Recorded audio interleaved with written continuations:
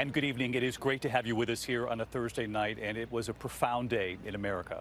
A country in pain, and from Minneapolis to New York City, thousands paused to remember, to honor, to fight for justice for George Floyd.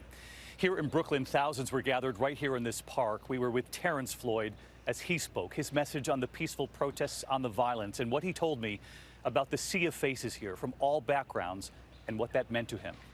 All of this playing out as they paid tribute in Minneapolis, where George Floyd was killed. A moving memorial service we witnessed today, and this moment here, the police chief paying tribute, taking a knee at the side of the hearse that carried Floyd's coffin. His family sharing their memories of a childhood with little money, but a lot of love. They described him as a gentle giant. They celebrated his kindness today.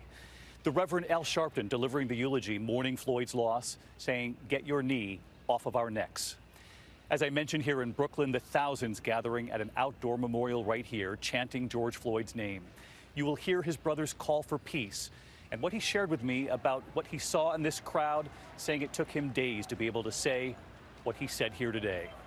At this hour, on the 10th day of protests, thousands are now marching here in New York City, crossing over the Brooklyn Bridge after what they witnessed right here in this park. Also tonight in the streets and bridges of downtown Pittsburgh, and again this evening in Los Angeles. Scenes being repeated in cities and towns across this country. There are several more tributes planned before George Floyd is buried in Houston next week, his family calling them a celebration of his life, but also a plea to America. ABC's Lindsay Davis leads us off from Minneapolis tonight. While thousands have taken a knee in recent days, this time felt different. A powerful moment as the Minneapolis police chief kneeled as George Floyd's casket passed him by. Amazing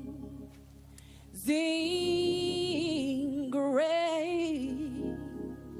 Before this 46-year-old became the symbol of a movement, he was a man.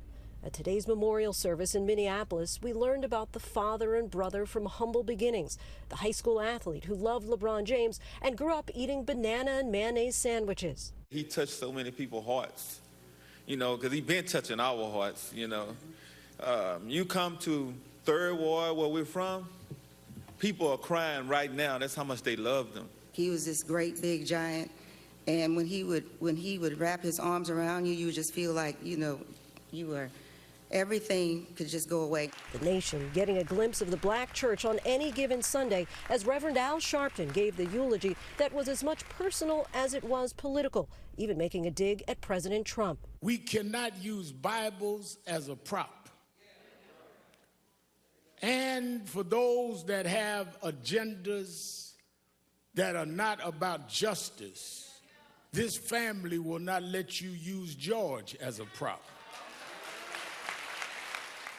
And the sermon paralleled the life of George Floyd with the struggle of Black America.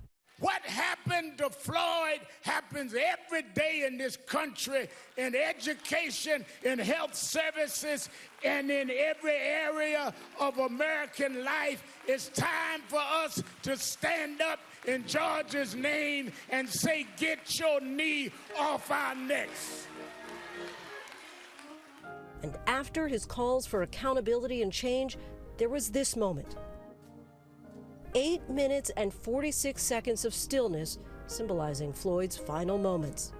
They had enough time. Now what will we do with the time we have?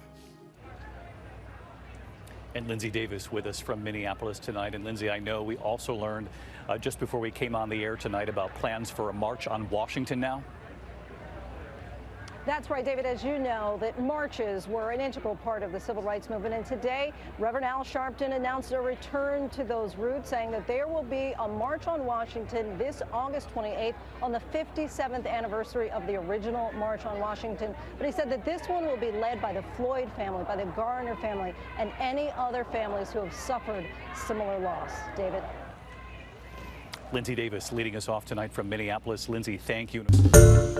Hi, everyone. George Stephanopoulos here. Thanks for checking out the ABC News YouTube channel. If you'd like to get more videos, show highlights, and watch live event coverage, click on the right over here to subscribe to our channel. And don't forget to download the ABC News app for breaking news alerts. Thanks for watching.